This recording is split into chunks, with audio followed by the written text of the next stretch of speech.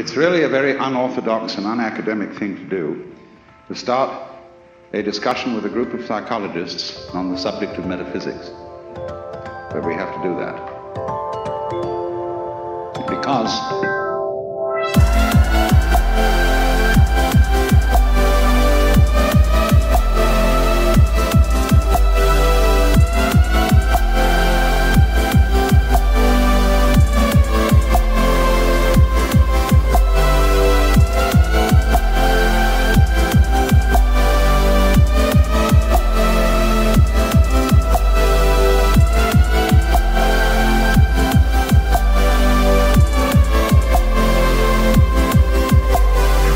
a lot of people say that their approach to life is scientific as distinct from metaphysical, and that metaphysics is bosh anyway.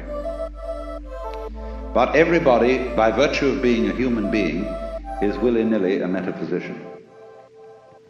That is to say, everybody starts from certain fundamental assumptions as to what is the good life, what he wants, what are his, shall we say, axioms for living. And I find that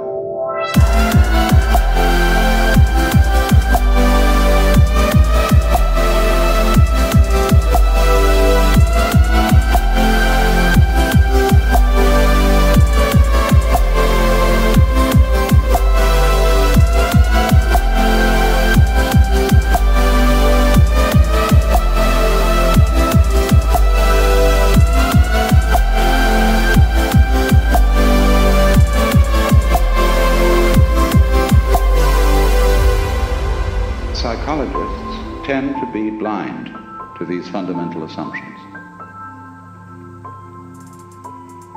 Maybe it's truer of psychiatrists than it is of psychologists, but they tend to feel that they are scientists. They're rather bending over backwards to have a scientific status, because that, of course, is fashionable in our age. But you know, it's so amusing that when, say, let's take psychoanalysis, for example, as pointed out to many philosophers, that their philosophical ideas are capable of being shown to have a psychoanalytic reference. For example, John Wisdom wrote a book about the philosophy of Berkeley, in which he attributed a great deal of his point of view to his experiences in toilet training as a child.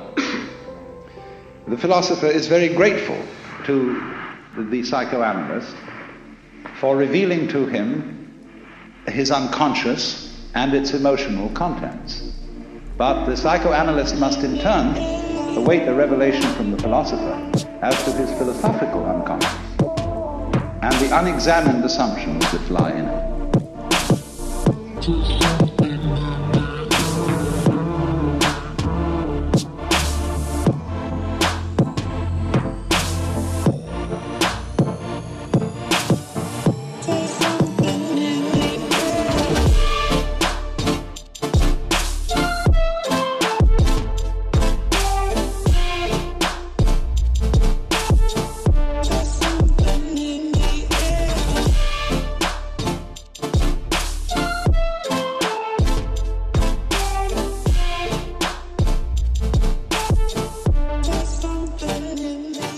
So, if I may start by insulting your intelligence with what is called the most elementary lesson, the thing that we should have learned before we learned 1, 2, 3 and ABC, but somehow was overlooked.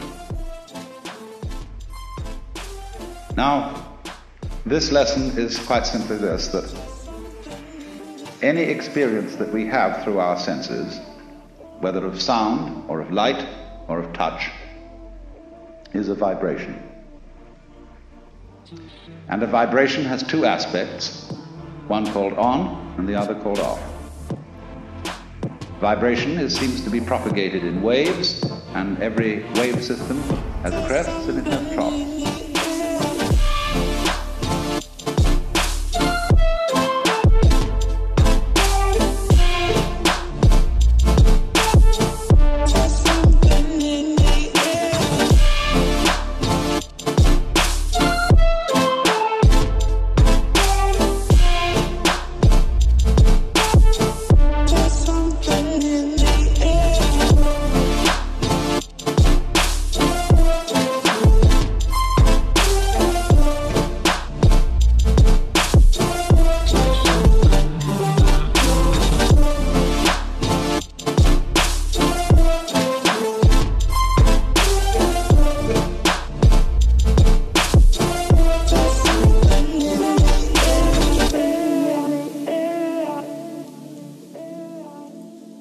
And so life is a system of now you see it, now you don't.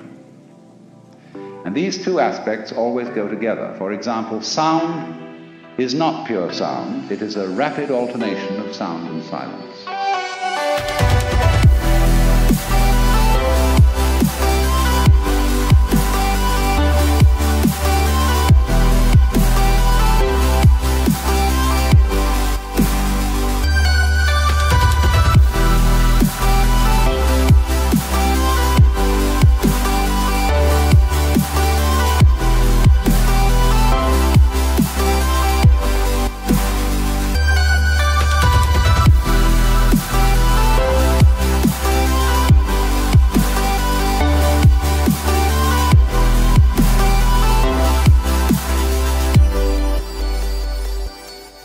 And that's simply the way things are. Only you must remember that the crest and the trough of a wave are inseparable. Nobody ever saw crests without troughs or troughs without crests, just as you don't encounter in life people with fronts but no backs. Just as you don't encounter a coin that has heads but no tails. And although the heads and the tails, the fronts and the backs, the positives and the negatives are different, they're at the same time one. And one has to get used fundamentally to the notion that different things can be inseparable.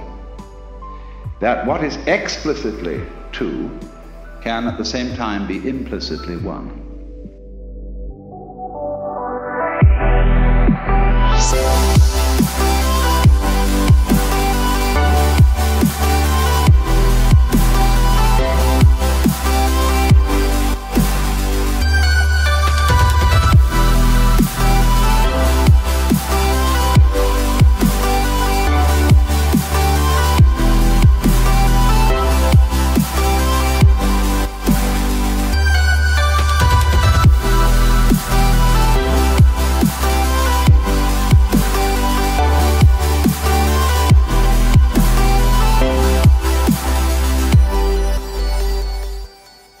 If you forget that, very funny things happen.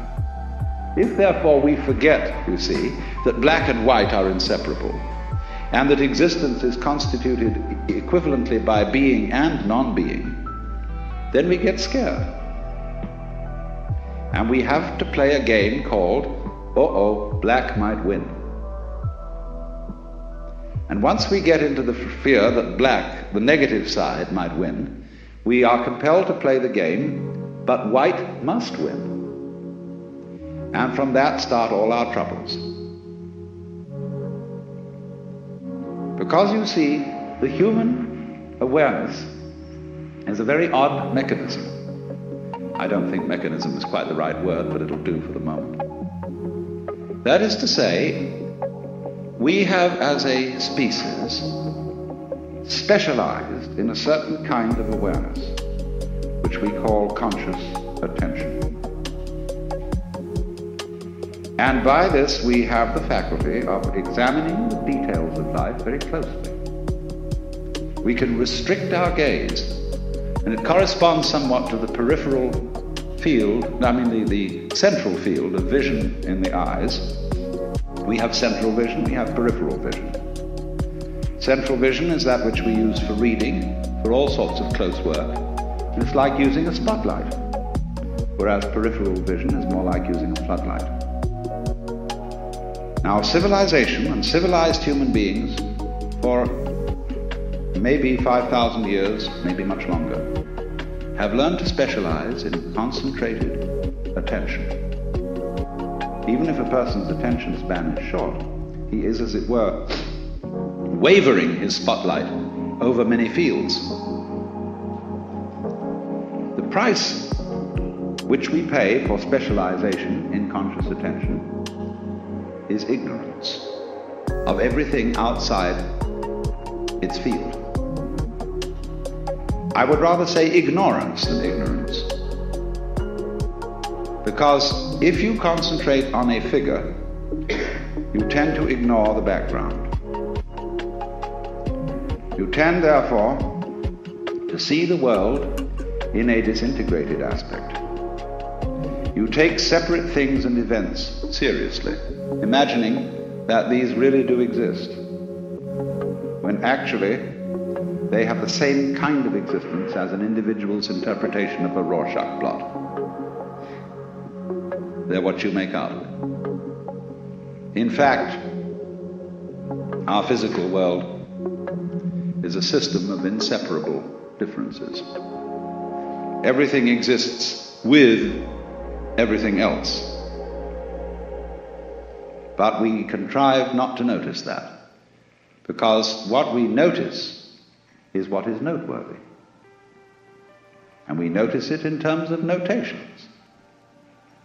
Numbers, words, images. What is notable, noteworthy, notated, noticed, is what appears to us to be significant, and the rest is ignored as insignificant. And as a result of that, we select from the total input that goes to our senses only a very small fraction.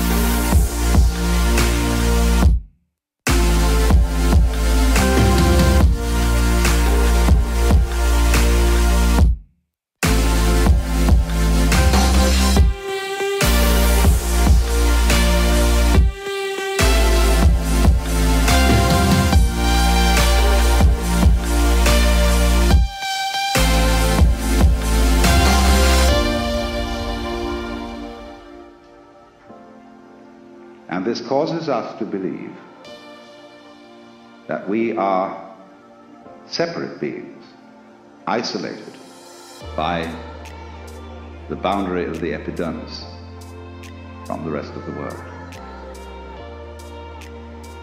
You see, this is also the mechanism involved in not noticing that black and white go together. Not noticing that every inside has an outside, and that the inside, what's inside, goes on inside your skin, is inseparable from what goes on outside your skin.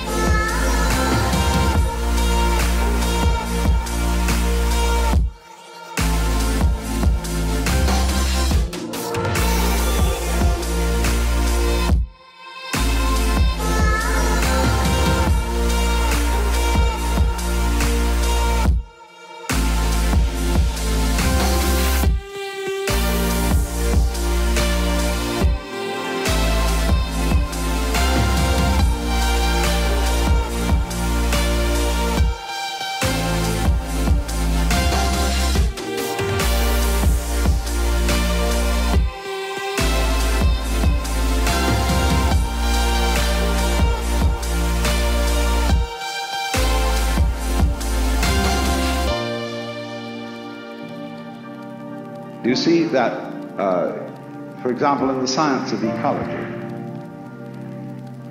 one learns that a human being is not an organism in an environment, but is an organism-environment. That is to say, a unified field of behavior. If you describe carefully the behavior of any organism, you cannot do so without at the same time describing the behavior of the environment. And by that you know that you've got a new entity of study.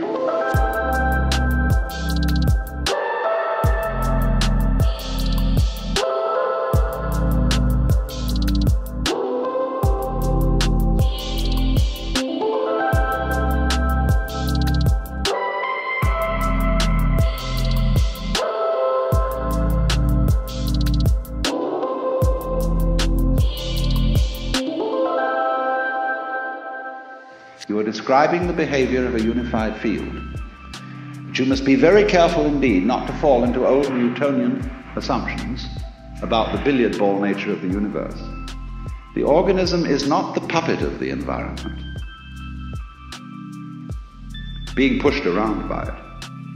Nor, on the other hand, is the environment the puppet of the organism, being pushed around by the organism. The relationship between them is, to use John Dewey's word, transactional.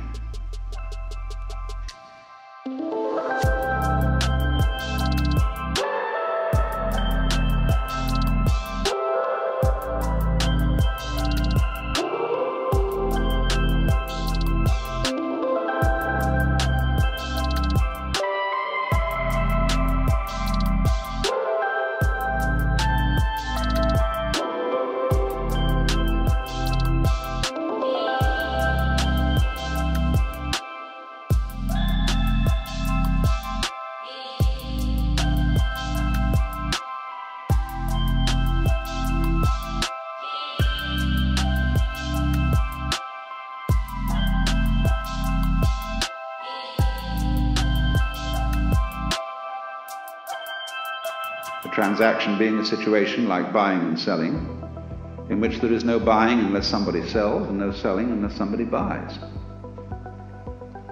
So that fundamental relationship between ourselves and the world, which is in an old-fashioned way by people such as Skinner, who has not updated his philosophy, interpreted in terms of Newtonian mechanics. He interprets the organism as something determined by the total environment. And he doesn't see that in a more modern way of talking about it, we're simply describing a unified field of behavior, which is nothing more than what any mystic ever said. That's a dirty word in the modern academic scientific environment. But if a mystic is one who is sensibly or even sensuously aware of his inseparability as an individual from the total existing universe, he is simply a person who has become sensible, aware through his senses of the way ecologists see the world. So when I'm in academic circles, I don't talk about mystical experience. I talk about ecological awareness. Same thing. And so the next aspect of our metaphysical introduction must be about games. You know, I think there are really 4 questions that all philosophers have discussed from the beginning of recorded time. First is, who started it? The second is, are we going to make it? The third is, where are we going to put it? And the fourth is, who's going to clean up? When you think these over, it poses a 5th question. Is it serious? And that's the one I want to discuss.